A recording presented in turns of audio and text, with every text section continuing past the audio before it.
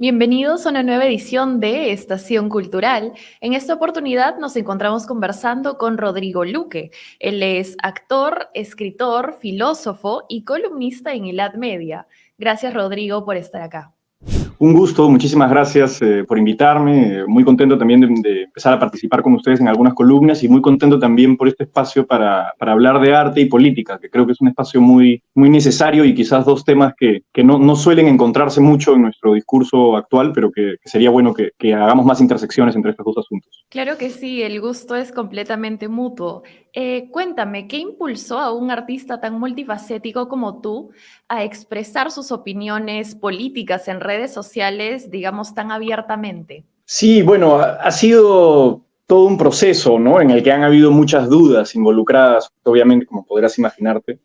Yo por mucho tiempo he estudiado temas relacionados al arte. O sea, mi carrera es filosofía, eso es lo que yo estudié en la universidad, pero era filosofía un poco más guiado al tema de lo que se conoce como filosofía estética. Bien, entonces, filosofía del arte, literatura, pintura, cine, todas esas cosas.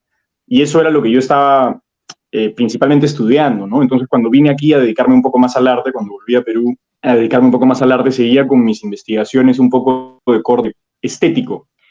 Pero, claro, me di cuenta que es un poco una ilusión que tenemos a veces cuando uno está en temas académicos, una ilusión de que se pueden separar las disciplinas de esa manera, ¿no? De que se puede separar la filosofía del arte, de la filosofía política, de otros tipos de filosofía. La separación no es real. En el mundo tangible, en el mundo real en el que vivimos, todo está muy mezclado y es imposible que la situación política no afecte al arte que construí, viceversa, ¿verdad? Es imposible que el arte que producimos los artistas no afecte también finalmente a la situación política. Entonces creo que cuando uno va madurando, se va dando cuenta de que todo es interdisciplinario y de que para tener una comprensión real del mundo que a uno lo rodea, es necesario involucrarse en el conocimiento en general, ¿no? Partido así por disciplinas específicas, sino en general. Y comenzaron a pasar muchas cosas a mi alrededor, también aquí en Perú, que me impulsaron a involucrarme un poco más, ¿no? Por ejemplo, todo lo de las protestas, después del golpe de Castillo, todo lo que estaba sucediendo en esos meses, me hizo notar que había cosas que se hacían pasar por verdad y que no lo eran, ¿verdad? Me hizo notar de que la élite, por decirlo así, intelectual o la élite bohemia, artística, a menudo prestaba mucho menos atención a los datos y a la verdad que a los sentimientos, lo cual es comprensible porque en el arte obviamente los sentimientos son importantes, ¿verdad? Pero me parecía que había un exceso de sentimentalismo y una carencia de realmente mirar las cosas que estaban pasando como datos, ¿verdad? Y dije, oye, sería bueno quizás desde aquí, ¿no? Desde un poco el ámbito de artista, empezar a aportar con un poco de datos, con un poco de información, traer un poco de rigor, ¿verdad? De tratar de encontrar la verdad, no solamente decir lo que yo siento sobre las cosas, ¿no? Porque el sentimiento desligado de la razón y de los datos es ceguera pura también. Claro, y completamente, o sea, no responde a una realidad objetiva, digamos, ¿no? Y en ese sentido quería preguntarte si tú consideras o has experimentado quizás alguna cierta corriente ideológica, política predominante en el mundo de las artes en el Perú. Sí, sin duda, pero no solo en el Perú, ¿no? Sino en el mundo. O sea, mi experiencia de hecho es más afuera del Perú, porque yo volví aquí hace un par de años, pero bueno, antes de eso yo estudiaba en la Universidad de Nueva York, estudiaba muy lejos, estuve en los Emiratos Árabes por 5 años, pero la universidad no universidad estadounidense, entonces estuve un poco empapado de la cultura más anglosajona, digamos, ¿no? Y allá de hecho es mucho más notorio que aquí, porque en Latinoamérica y en el Perú las cosas llegan un poco a veces, hay muchas ideologías que llegan importadas de Estados Unidos, de Europa y llegan unos años después, ¿verdad? Pero allá es mucho más notorio como por ejemplo el mundo del arte o el mundo cultural tiene una clarísima predominancia a lo que en Estados Unidos se conoce como woke y aquí se le conoce como progresismo, ¿verdad? O sea, el progresismo y lo woke son en esencia lo mismo y claramente en el mundo artístico, en el mundo cultural, allá, en Estados Unidos, en Europa, hay una clara predominancia de lo woke y casi como que empieza a dar la impresión de que es difícil operar afuera de ese marco teórico de lo woke. Ahora, estoy súper generalizando, ¿bien? O sea, sí hay que reconocer que en el mundo del arte todas las cosas son muy flexibles y hay mucha variedad y hay mucha diversidad, pero siempre hay un discurso imperante que se impone un poco sobre el otro y va variando, ¿no? Y a veces es este discurso y luego es este otro. Yo sí creo que hoy en día, ¿no? Y por lo menos por la buena última década, como mínimo, el discurso que se impone principalmente hoy en día en el mundo cultural y artístico de Occidente es el discurso woke, que ya ni siquiera es tan de izquierda, porque en realidad hay muchos teóricos de izquierdas, filósofos izquierdistas importantes, como Slavoj Žižek, por ejemplo, que están totalmente en contra de lo woke, de lo progresista, por así decirlo. Entonces, es como una especie de fenómeno sui generis, único, que es una ideología por cuenta propia. Casi que es difícil categorizarla como de derechas o izquierdas, pero sí parece tener un poco más de alineamientos con la izquierda, ¿no? Claro, ¿y qué dificultades, o si es que has tenido alguna dificultad tú lidiando con esta, digamos, ideología predominante en los campos en los que te has desenvuelto hasta el momento? Sí, sin duda han habido ahí algunas conversaciones difíciles en algunos momentos de mi vida, y recuerdo una en particular que me marcó mucho y me hizo como que comprender un poco la situación en la que nos hallamos culturalmente, porque estaba conversando con una amiga que de hecho es latinoamericana también, pero que estaba ahí conmigo en la universidad, y que ella es poeta también y escribe, y empezamos a hablar y yo le comenté que también yo había publicado un libro, ella me comentó que había publicado un libro, y no sé cómo llegamos al tema de la política, y me preguntó un poco cuáles eran mis inclinaciones políticas, y yo le dije, mira, esto, un poco más. Yo en ese momento además tenía ideas un poco menos formadas de las que tengo ahorita, eso fue hace unos 4 años más o menos. Pero claro, di a entender que mis ideologías políticas no se alineaban mucho con lo woke, con lo progresista, digamos. Y ella me dijo muy sinceramente, ¿no? Y la entiendo también, me dijo muy sinceramente, pero ¿cómo puede ser? Si eres poeta, ¿cómo no vas a ser de izquierda? Máximo podrías ser de centro si es que eres poeta. ¿Cómo vas a ser un poeta de derechas? Eso no existe. Claro. Y dije, bueno, primero, o sea, que ni siquiera le había dicho, oye, soy de derechas, porque tampoco es que me gusta enfrascarme en ese sentido, pero simplemente había dicho, oye, no estoy de acuerdo con muchas de estas cosas woke, y ya de por sí es como, oh, wow, si no eres uno de nosotros, eres contrario a nosotros. Entonces, hay un poco esa dicotomía de o estás con nosotros o estás en contra. Claro. Y yo le dije, Te asumió bueno, okay, como fascista, DBA, heteronormativo, sí, etcétera, ¿no? total, todas esas cosas que se Sí. mezclan y que al fin y al cabo son simplemente palabras mordaza que sirven para silenciar a quien sea que no esté de acuerdo con un statu quo específico. Y luego me puse a pensar y dije, oye, pero ¿qué tan real será esta suposición de esta amiga mía de que, claro, los poetas, los artistas en general han sido de izquierda? Y en verdad me puse a pensar y a evaluar un poco las cosas que yo había leído, los autores con los que yo interactuaba, y esto es totalmente falso. O sea, no es verdad que el mundo cultural y el mundo artístico en general esté asociado o con la izquierda o con la derecha. Hoy en día, específicamente, hay un tabú que es más progresista, digamos, ¿no? De corte progresista, pero en general, si uno evalúa la historia del siglo XIX, del siglo XX, que es donde empiezan a haber estas dicotomías, bueno, desde la Revolución Francesa, ¿no? Que empiezan a haber estas dicotomías de izquierda a derecha, si uno evalúa la historia del arte desde ese momento, uno se da cuenta que hay muchísimos artistas adentro de todo el espectro político, ¿verdad? O sea, te das cuenta que hay poetas totalmente de izquierdas, poetas totalmente de derechas, poetas totalmente fuera de esta dicotomía, que no tienen nada que ver con esta división. Y hay de todo, y hay muchos en cada grupo, ¿verdad? Entonces, hay un interés un poco por algunas personas, supongo, o algunos sectores del mundo cultural, en hacernos creer que ser artista es ser de algún u otro progresista, cuando históricamente eso es totalmente falso, ¿no? El artista es una persona libre, el artista es una persona que puede entrar en diferentes aspectos de la política desde su juicio crítico y autónomo.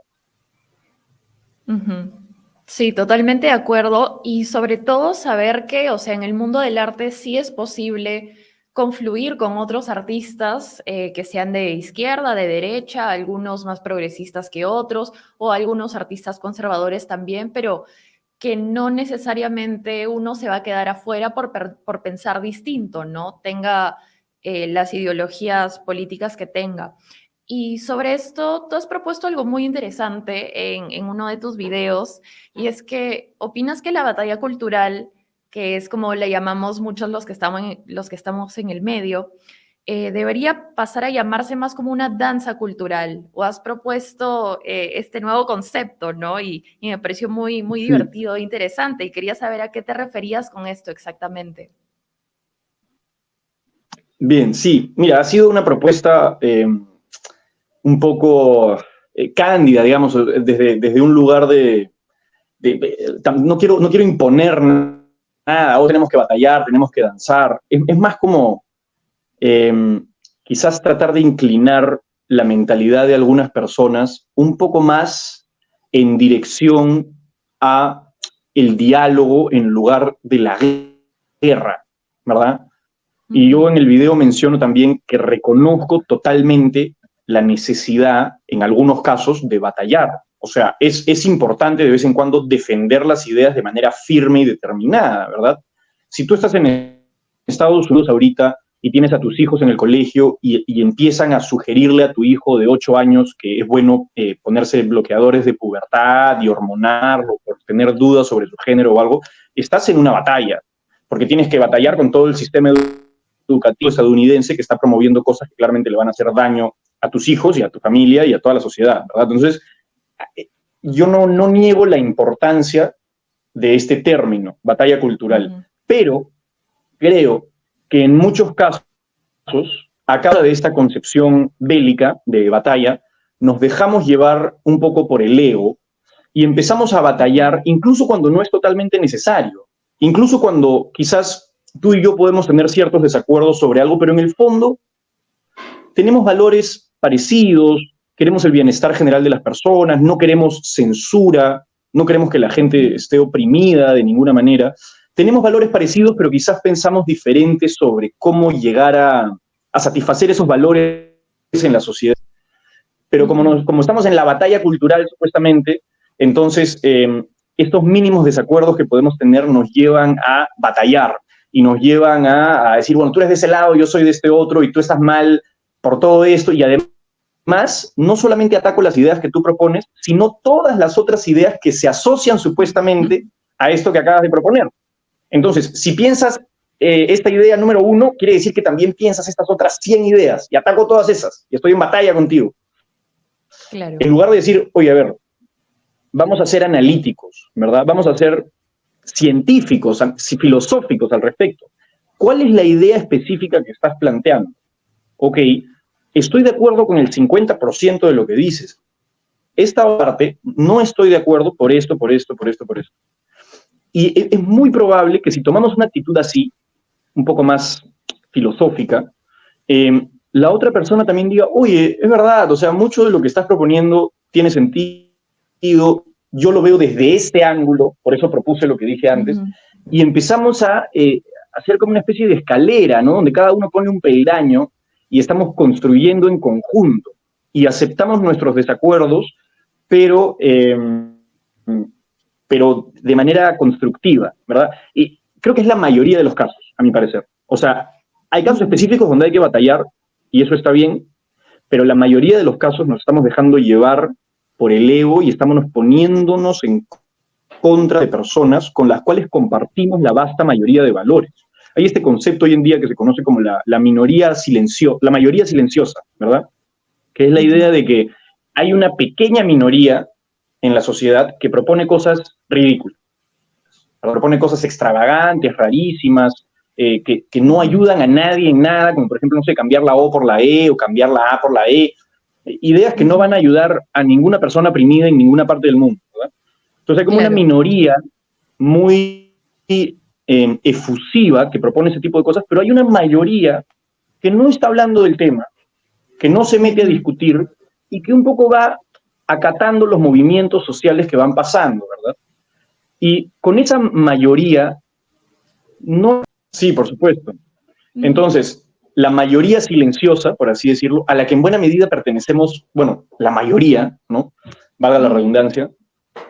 Cuando tenemos desacuerdos con personas que pertenecen a esta mayoría, lo que tenemos que hacer es dialogar, danzar un poco, rebotar las ideas para pulirlas. Es la única manera en la que las ideas mejoran, es discutiéndolas, rebotándolas con otros. Claro. Las nuestras propias también. O sea, yo no puedo mejorar mis ideas sobre el mundo a menos que tú las desafíes un poco, ¿verdad? Tú como mi interlocutor en general, digamos. Y se batallará cuando sea absolutamente indispensable, ¿entiendes? Cuando alguien quiera hacer algo que pueda ir en contra de tu familia, en contra de tus hijos y tal, ahí se tendrá que dar un poco más de batalla, pero tratemos de hacerlo solo cuando sea indispensable.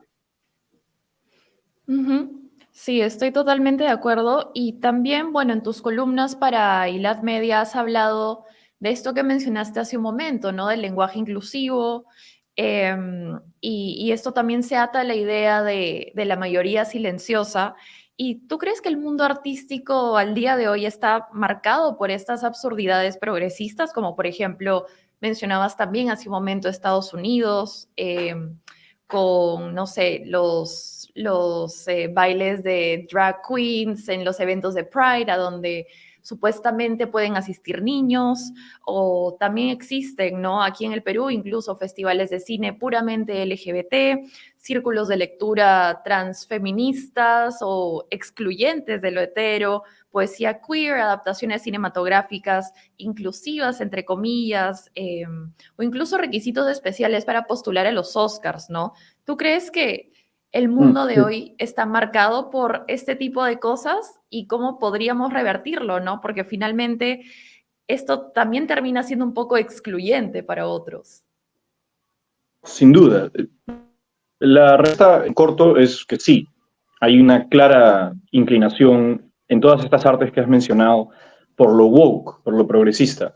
Pero hay una aclaración que yo quiero hacer que me parece muy importante, que es que ya hoy en día casi que no tiene nada que ver defender lo que podemos llamar el amor libre, es decir, que cada persona ame a quien quiera amar, cosa de lo cual yo estoy a favor. Yo creo que cada uno debería amar a quien desee amar y que eso no debería ser tema ni del Estado ni de la vida en general, es un tema privado, ¿ya? Sí, claro. Pero hay una gran distinción entre eso y muchas cosas que se promueven adentro del llamado colectivo LGBTQI+. Nos quieren hacer pensar que si uno está en contra de ciertas ideas del colectivo LGBTQI+, uno está en contra del amor libre. Y eso es totalmente falso, ¿no? Tanto yo como muchísimas personas que conozco estamos totalmente a favor de que cada uno ame a quien quiera. Eso no es asunto del gobierno, no es asunto de la sociedad, es asunto personal. Pero no estamos de acuerdo con ciertas propuestas, como que, por ejemplo, se deban mutilar a las personas para que se sientan más cómodas consigo mismas, ¿verdad? No estamos de acuerdo con ciertas propuestas que corresponden a este supuesto colectivo LGBTQI+, de que se tenga que hormonar a los niños para que se sientan más cómodos. No estamos de acuerdo también con que se eduquen ciertas cosas en los colegios de índole sexual casi pornográfico. Ha habido todo un debate ahora en Estados Unidos, en Florida en particular, porque se han vetado ciertos libros de los colegios, colegios para niños muy pequeños, elementary school, middle school, etc. Sí. Se han vetado ciertos libros. Gente, principalmente del Partido Demócrata en Estados Unidos, sale a decir, están vetando los libros, son unos nuevos nazis o algo por el estilo, pero luego te pones a ver los libros que están vetando y tienen un contenido explícitamente pornográfico, ¿verdad? O sea, no un poco, sino bastante. Y salen muchos padres en estas boards, school boards, a decir, oye, mira, esto es lo que les están enseñando a nuestros niños, o sea, cómo tener este tipo de relaciones sexuales, cómo tener este otro tipo de relaciones sexuales.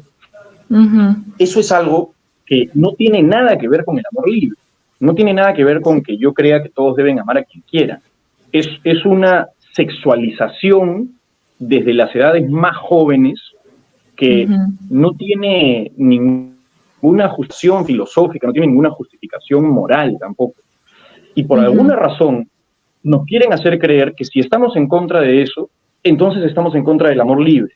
Y somos supuestamente esta palabra tan extraña que se usa hoy en día, que es heteronormativos, ¿no? Sí. Cuando no hay nada de normativo aquí, lo único que uno desea es que cada uno sea libre y que cada uno tome las decisiones personales que desee en la adultez, pero que no se sexualice a los niños, que no se les den hormonas. En Estados Unidos, desde los 8 años, se pueden empezar a hormonar con bloqueadores de pubertad. Eso no tiene nada que ver con el amor libre, ¿verdad? Entonces yo sí quiero que quede muy claro eso, que no sintamos esta presión de que, si no estoy de acuerdo con todas estas otras cosas, entonces soy heteronormativo o solamente creo en un tipo de amor.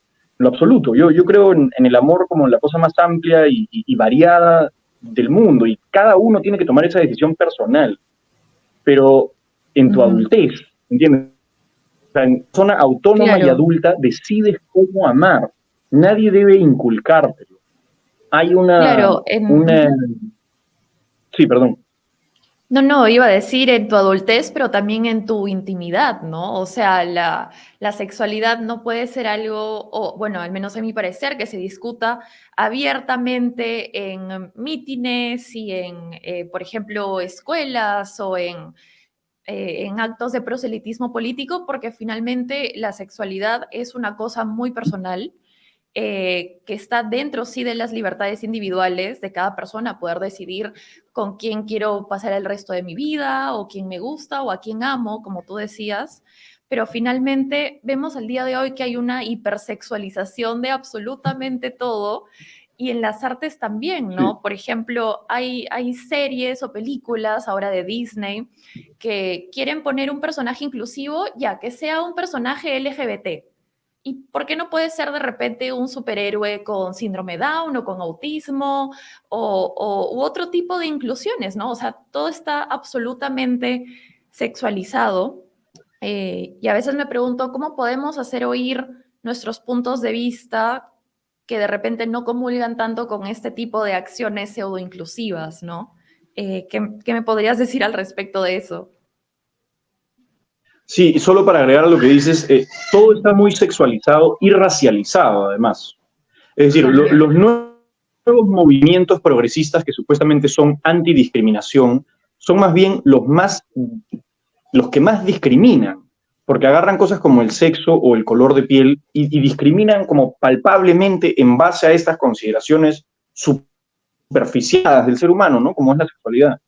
Obviamente se tienen que enseñar ciertas cosas en los colegios por seguridad, ¿verdad? Temas de cómo funciona quizás el embarazo, temas de cómo funcionan los métodos anticonceptivos, etcétera, o protegerse de enfermedades. Hay cosas de seguridad de los adolescentes que se tienen que enseñar, pero no tiene nada que ver con lo que se está enseñando hoy en día en Estados Unidos y con lo que se quiere traer aquí también a América Latina, casi como una medida intelectualmente imperialista, lo diré de esa manera. Sí, sí, Usar un sí. poco los términos que a ellos les gustan tanto. Sí. Y tú me preguntas qué es lo que se puede hacer. Yo creo que un poco lo que estamos haciendo, que es hablar. No tengo ninguna solución mágica tampoco. Es simplemente decir, oye, yo no estoy de acuerdo con esto, no me parece. Y ya, a ver, una cosa que sí puedo decir, que creo que quizás sea un poco más específico y novedoso, de caer en esta trampa ideológica de que nos digan desde afuera qué es lo que nosotros creemos, ¿verdad? Yo mencionaba el caso de la supuesta comunidad LGBTQI+.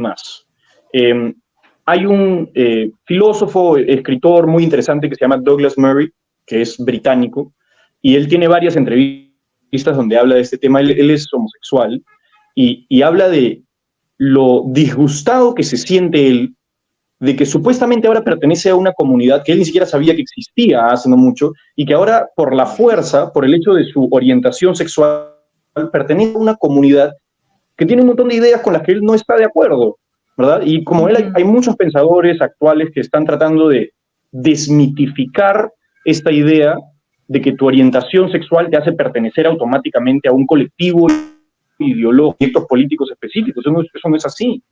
Hay mucho más punto de conexión entre una persona heterosexual y una persona homosexual que entre una persona homosexual y las cosas que se están haciendo hoy en día en el colectivo LGBT. ¿verdad? Entonces, Así es. Douglas Murray explica un poco que es una comunidad casi como mítica, que no es real. ¿Bien? No hay una comunidad real entre personas de diferentes orientaciones sexuales y diferentes disforias de género también. No es una comunidad existente, real, aunque muchas personas se sienten obligadas a decir que pertenecen a ella. Bien, entonces, no dejarnos manipular y pensar que si estamos en contra de ciertos proyectos políticos, estamos en contra del amor libre. Eso es falso. Uno puede estar a favor del amor libre y en contra de otros proyectos políticos específicos como la hipersexualización de los niños. Y otro ejemplo muy claro de esto es el ejemplo de Black Lives Matter, ¿verdad? En Estados Unidos. Que Black Lives Matter lo que significa es las vidas negras importan, ¿verdad? Pero vamos a ver, ¿qué ha hecho Black Lives Matter en Estados Unidos? Ha recibido donaciones de docenas de millones de dólares de un montón de personas que creían que estaban ayudando a una buena causa. Y las han utilizado para comprarse casas lindas y hermosas en California de las fundadoras. Es decir, por ejemplo, una de las fundadoras de Black Lives Matter, que son 3, que además se consideran a sí mismas como marxistas y trotskistas, es decir, marxismo, pero de lo más rancio, han utilizado esas donaciones de millones de dólares de gente que creía que estaba apoyando a una buena causa contra el racismo, y han utilizado esos millones de dólares para comprarse casas, mansiones para ellas. Una de las fundadoras tiene 4 casas. La más cara de ellas cuesta $1,5 millones y la más barata $500,000. Ese es el destino del dinero de la gente que apoya Black Lives Matter. Pero ¿qué pasa?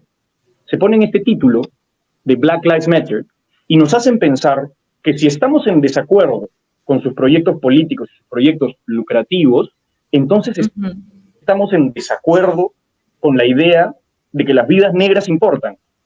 Es sumamente manipulativo. Obviamente todo el mundo está de acuerdo de que todas las vidas importan, las personas de este color y las personas de este otro color, pero claro, nos quieren hacer creer que, oye, si estás de acuerdo con mi organización y con cualquier cosa que yo haga, entonces estás en desacuerdo con que las vidas negras importan, y por lo tanto eres racista y, bueno, un monstruo, pues, que tendrías que ser para pensar que las vidas de un grupo racial no importan, ¿no? Y es un mecanismo de manipulación pues, lingüístico, un poco maquiavélico, ¿no? Y lo que tenemos que hacer nosotros es decir, ok, bien, ese es tu título, ese es el título que tú mismo te adjudicas, según tu grupo representa la igualdad racial, el hecho de que todas las vidas importan. Bien, estoy de acuerdo con tu título, estoy de acuerdo con el título de tu organización, pero vamos a ver qué es lo que importa, qué es lo que estás haciendo. Vamos a ver si estoy de acuerdo con todas las cosas que estás realmente ejecutando. Entonces, no estoy de acuerdo que digas que las vidas importan y que recibas $90 millones y que los uses para comprarte mansiones. No estoy de acuerdo, claro. Y no me puedes llamar racista, por no estar de acuerdo con eso. Entonces, es tratar de salir de ese chip de que nos digan con qué estamos de acuerdo, con qué no estamos de acuerdo. Uno decide autónomamente, yo estoy de acuerdo con esto y con esto no. Claro, porque finalmente también la colectivización de estos discursos se vuelve lo más antidemocrático y totalitario del mundo, ¿no? Porque te están diciendo básicamente cómo pensar, o estás cancelado, o no vas a surgir en tu ámbito artístico, o político, o en el rubro que estés, ¿no? Si es que existen círculos ahí que te puedan censurar y potencialmente arruinar tu vida laboral o académica. ¿Tú crees que se puede triunfar como artista pensando diferente a estos colectivos ya mencionados? Yo creo que sí. No que no sea difícil. O sea, creo que siempre, y esto ya no es una historia de la actualidad, es una historia de la humanidad, que es que siempre van a haber ciertas ideologías. Quizás mi internet no le gusta algunas de las cosas que estoy diciendo, pero bueno, creo que en toda la historia... En toda la historia hay ideologías totalizantes que tratan de tomar el poder. ¿Bien? O sea, y esto hay que reconocerlo también. No es un asunto de izquierdas o de derechas, es un asunto de la historia de la humanidad. O sea, hay gente que trata de tomar el poder por medio de ideologías y al final las ideologías son una herramienta. El propósito final es acumular poder y control sobre la sociedad. Y la ideología ya al final la traicionas con tal de que puedas conseguir tu poder, ¿verdad? Y hoy en día la ideología dominante es esta un poco, ¿no? La ideología progresista, que como dices tú, está hasta en los Oscars, que literalmente no puedes ganar los Oscars si es que no cumples con ciertos requisitos progresistas explícitos. Entonces, bien, esta es la ideología totalizante del momento, la que está de moda, por así decirlo.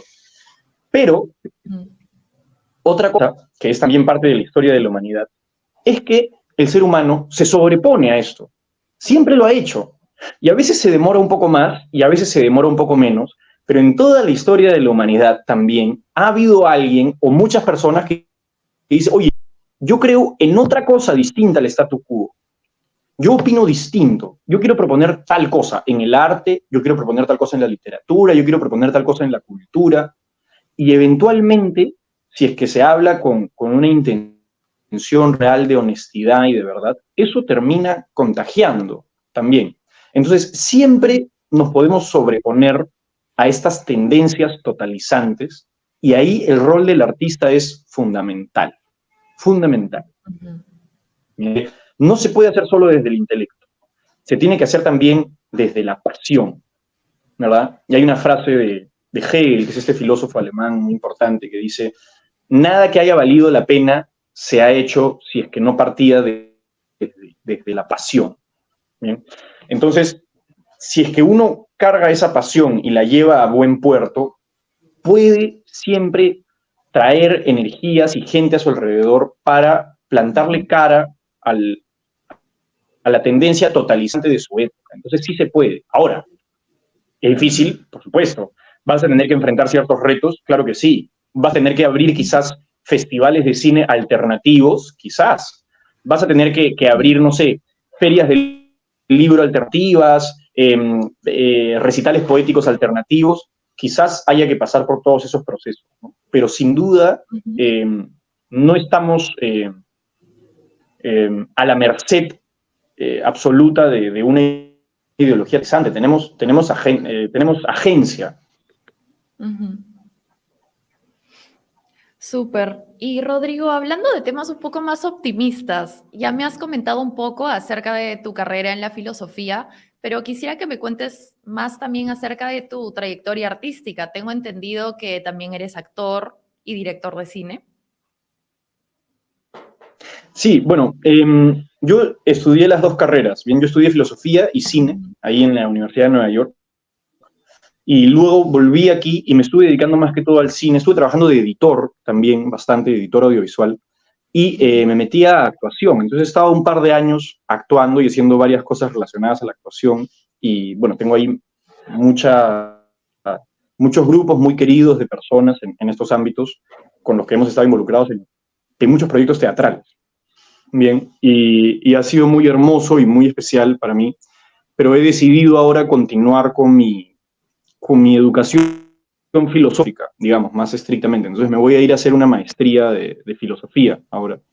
Y voy a seguir con el lado artístico, pero más por el lado literario, ¿no? Entonces la parte actoral, la parte de cine, va a quedar un poco pausada de momento, y voy a prestarle un poco más de atención al tema académico y literario, ¿no? Lo que sí me acompaña siempre, independientemente de cualquier rumbo que pueda tomar, es la poesía.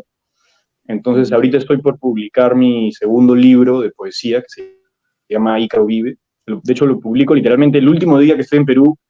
Se termina de imprimir, lo publicamos en la noche y al día siguiente parto. No hemos llegado antes. Y en Sí, este así es, libro por trato favor, de... danos todos los detalles.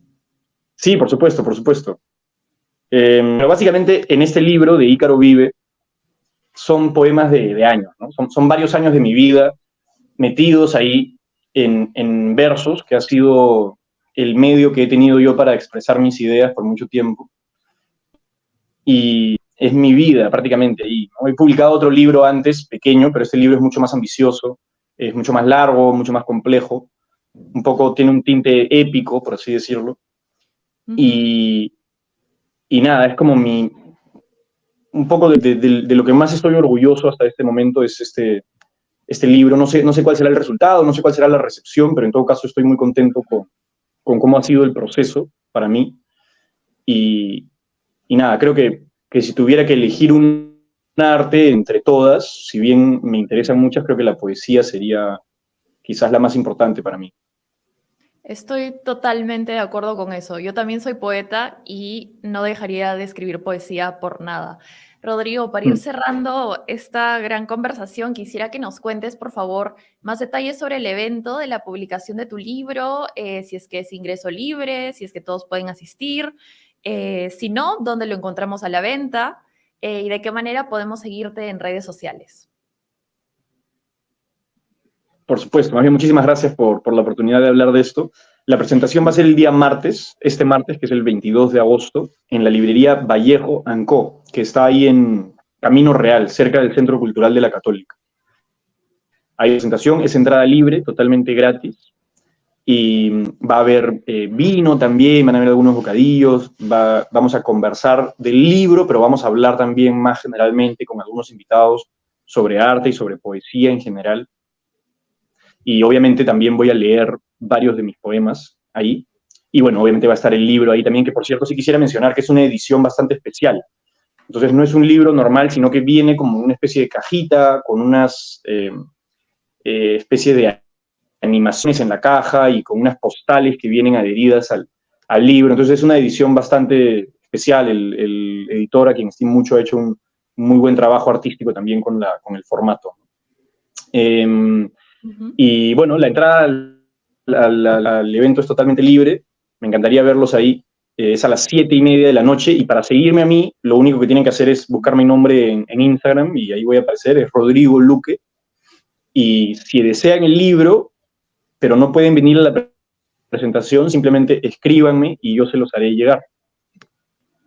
Perfecto. Muchas gracias, Rodrigo, por tu disposición, por haber estado aquí y por seguir con nosotros en ILAD Media. Esperamos que estos 2 videos que nos has dejado sean la primera colaboración de muchas más. Felicidades también.